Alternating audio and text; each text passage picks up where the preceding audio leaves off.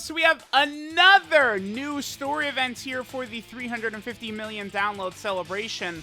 Now, the other two were sort of like the perspective of Goku and Frieza. This one here is, I guess, the perspective of Vegeta. Now, I did already do a couple of the normal stages earlier to get Krillin, because the first Barunga Dragon Ball of the third set was just to get one of the Krillins on the team. So that's all that you get from this story event is the Krillin, and then, of course, the Awakening Medals. As he stands right now, the Krillin and Vegeta exchange unit is pretty bad, but I think after their EZA, they actually could be a really interesting unit, I think, for difficult content, because this is an exchange unit that you can use, like, it's an active skill exchange, so you'll be able to choose when to do it. Currently, Vegeta heals 20% HP when he exchanges, but if after they EZA, that bumps up to like 50% or something like that, and you just have this Krillin unit on your team who's a 50% heal, like, when you want it, he's gonna be crazy, right? Like, if the Vegeta and, like, if this, I really hope they make this unit really good, because, I mean, especially because it's basically a Krillin unit that exchanges, right? So what that means is it's going to be very, very good in terms of whatchamacallit, like, the Krillin is going to be on, like, on all these different, like, my words, holy hell, Krillin is going to be on, like, Earthlings and stuff like that, teams that really could use the help, right? Now, what's interesting about this is Revenge is the weakness, but this unit is not on Revenge, right? Like, either Krillin or the Vegeta are just, like, outright not on the category, so, I don't know, for some reason, I wouldn't be surprised if the unit is added to Revenge, although I don't know. I mean, the only other, like, Vegeta from the Namek Saga that we have right now is the Int Vegeta, right? Here, let me sort by Revenge real fast. But yeah, the only, like, we have the Extreme Int support Namek Saga sort of unit, right? He's not on Revenge either, so we'll see. Yeah, because this Krillin and Vegeta, they're on Planet Namek Saga, Dragon Ball Seekers, Earthlings, Rapid Growth, Battle Wits, and Turtle School. I just look at the unit's presence on, like, Rapid Growth. That's going to be very good, right? Dragon Ball Seekers and stuff like that. Like, there's some teams that this unit is, I think, going to be very, very handy that they're on. I am definitely pretty pleased with this unit, just provided that the EZA, again, is powerful, because it's like the framework of the unit is there, but right now they just suck the way they're built. They're just not good, right? Like, the stats are just very low. Both Zarbon and Dodoria and the Vegeta and Krillin are like that, right? Again, a lot of us have talked about it too, about how it's just moronic it is that they drop units and then immediately EZA them right away. It's just foolish, right? Like, because now, like, that's it, right? Like, because we've gotten to the point where, like, the Goku and Gohan and the Vegeta and Trunks units from the 350 or from the 300 million download celebration, they've aged now, right? And it's like they came out 2 years ago. You know, their EZA right now would have been perfect. Like, imagine if the Goku and Gohan and the Vegeta and Trunks, right? Like, that's just what those units were 2 years ago, and now they would EZA from, like, the next like Android / Cell Saga celebration, right? That would be sick. But guess what? It doesn't happen. There's young Nappa right there. That's funny. All right. So it is interesting too that all we get from this story event is just the Krillin, right? Because I don't think that they're going to add any new stages to this, right, or anything like that. I think that's all this story event is going to have is just the Krillin and the Awakening Medal. Now, I would have thought that dying Vegeta, like crying as he dies, would have been like a good candidate for a support memory. But considering we know that there is going to be a okay, so we've seen in the global news, right, that the top legendary summon banner, there's two LRs. One is an LR Gohan and Krillin, and the other is an LR Vegeta. I think Vegeta's sort of like crying death, right, at the hands of Frieza. I think that's going to be implemented in that card.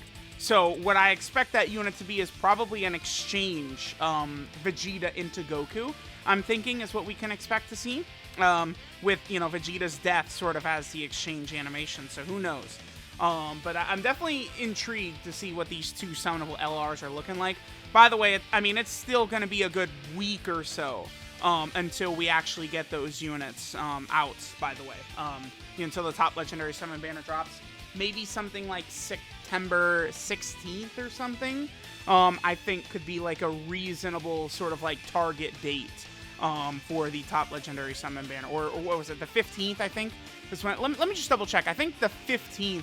Here's, by the way, here's the 70th like event that has this Goku versus Vegeta battle in it, without them having a top tier dual Dokkan Fest. I mean, now that Goku and Frieza finally just got one, right? So, you know, hopefully they continue to move backwards and we'll get the Goku and Vegeta one as well. Let me see. Elder Kai banner is the 15th. So the 15th is probably when we would see the top legendary summon banner.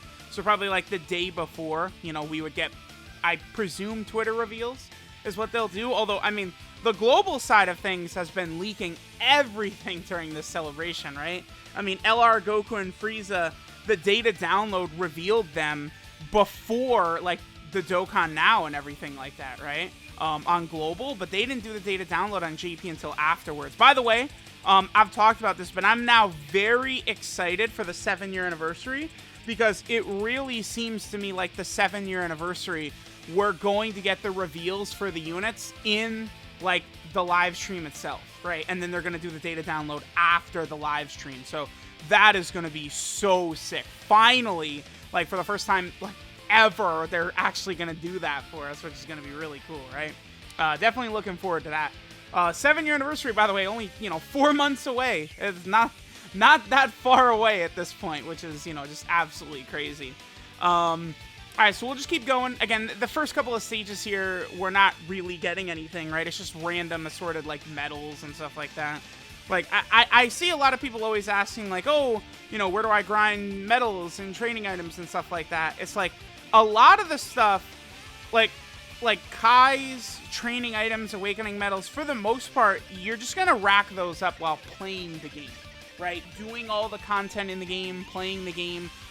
When it comes to training items, definitely a good thing, I think, to do for a lot of players would be, you know, if training items are an issue for you, remember that when you go through stages, your characters will level up while you're going through stages. When I very first started my JP account, that's what I was doing. A lot of the times, I mean, this is before link leveling and stuff like that, too. Like, you know, dude, I'm telling you, it would have been sick back in the day if I could have been link leveling these characters at the same time, but I would level characters up rather than use training items, just doing stages with them, right? Like, I remember grinding rank. I would bring, my team would be Super Saiyan 4 Gogeta as my leader. I'd bring a friend Super Saiyan 4 Gogeta, and then the rest of the team would just be characters that I was leveling up, right? And it used to be that story event stage against Super 17 because he was AGL. That art for Vegeta does look pretty good. I do like that right here. But like that's the strat I used to use. I used to do that for World Tournament as well. I don't know. I might have shown that in some videos a couple of years ago, right? Me going through World Tournament, leveling characters up like that, maybe. But I mean, if you guys want to check, because that, like, World Tournament is another great, like, place to potentially do that, right? Just cycle in a couple of characters that you want to level up, like, you know, without using training items while you're grinding World Tournament. Like, there's plenty of different, like, workarounds like that, but a lot of the stuff, like Kai's and stuff, like, you just have to accumulate that by playing. You got to make sure you're grinding up all the events and all the characters. A lot of the characters, it is pretty easy to grind up a lot of their super attack levels. Most characters in the game now, right? It's, you know, because, like, okay, so the upcoming LR Vegeta, right? Dude, how many cards are there? Like, how many base form Vegetas are there that we could probably use to grind up the super attack for this upcoming LR Vegeta? I mean, there's got to be at least 5 separate Vegetas that we can use to grind up his SA. Let me take a look here. So yeah, there's the Coat Vegeta from the Dragon Ball Super Broly story event. There's the Prime Battle Vegeta from, you know, obviously the Prime Battle LR. There's a Vegeta from the Cell, the Cell Saga story event. There's a Vegeta from the like Angry Vegeta and Beerus, like sort of story event. Then there's a Vegeta, the Super Strike Vegeta, and then there's a Vegeta from the Saiyan Saga. So you have like 70 different Vegeta cards that you can grind base form Vegeta super attacks from, right? So like you really want to take advantage of things like that when it comes to conserving a lot of your resources, right? And that's, again, a big reason why, like, I think going for meat items is definitely, like, ideal, I think, for, like, free-to-play players with the Purunga Wishing and stuff. Getting your hands on meat items is definitely a really, really good idea. That Krillin, by the way, is that...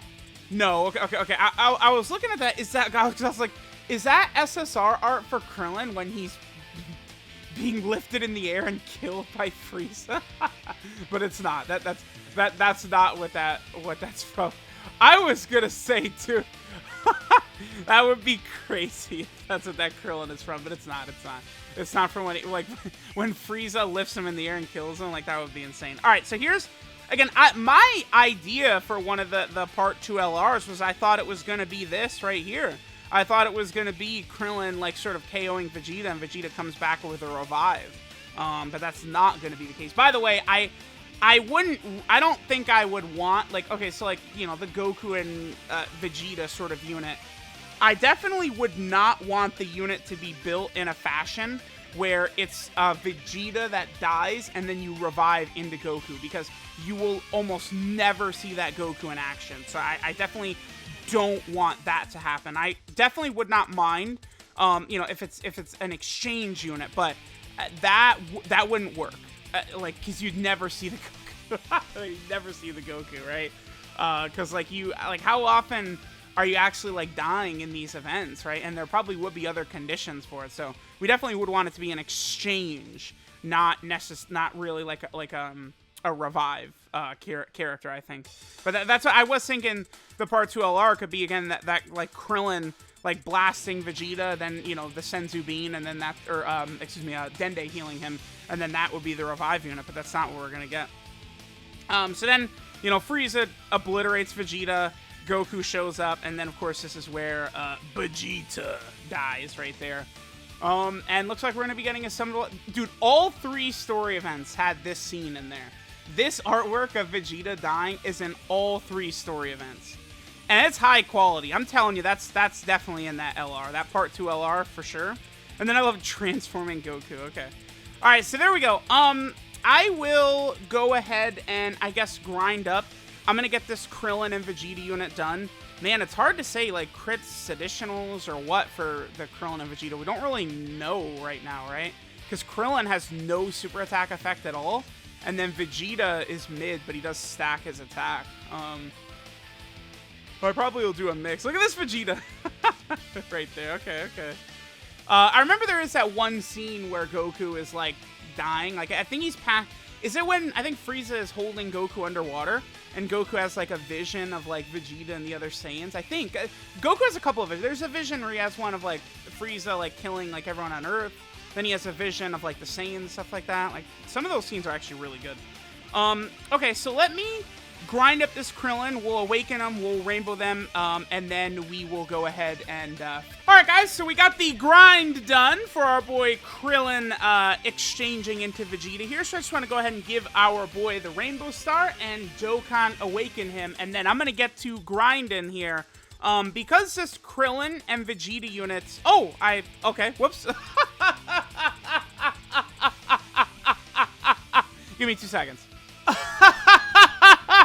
I'm back. Let's go ahead and awaken them. Yeah, so the Krillin and Vegeta unit, actually, they have the most links in the game with 13. I believe Krillin and Vegeta and the Hercule and Boo unit, the exchange unit from last year, they are both tied with the most amount of links in the game, right? So I'll go ahead and get to link leveling them. I mean, I'd just like to get them done before Part 3 starts with their EZA. Again, this unit with an EZA with that, you know, active skill exchange heal seems very, very interesting to me. So let me know what you guys think. Let me know what you guys think of the Vegeta perspective story event. I'll go ahead and finish up here. Thanks, guys, for watching, and I'll catch y'all next time.